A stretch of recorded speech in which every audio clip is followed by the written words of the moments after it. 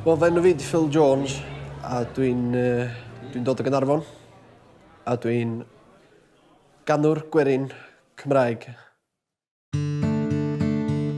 Fe rhaid mi fe'n deud y gair. Philip, be oedd enw fo? Mae gen i gyflwr o'r enw atrophy a nystagmus. Fe rhaid deud hynna, ia. Anghofiau. Dwi'n mond yn gweld metr o mlaen, a mae'r nerf optig yn cefn y llygad, dio heb ffurfio'n gywir. Mae pawb yn abo fi fel Phil. Philip, ddau fi erioed, so Philip fyddai'n gweithio nhw. Hogyn gyntaf yn y teulu oedd o, so... Ia, Prince Philip oedd ei ni. Pan mae Philip yn dod allan, dwi'n rhedag. Mae'n noson fawr i ni fel teulu, a mae'n noson fawr i Gaernarfon fyd. Dwi'n meddwl fydd pob yma. Fydd pob o'r teulu yma. Dwi'n berson hyderus pan dwi ar y cyfan.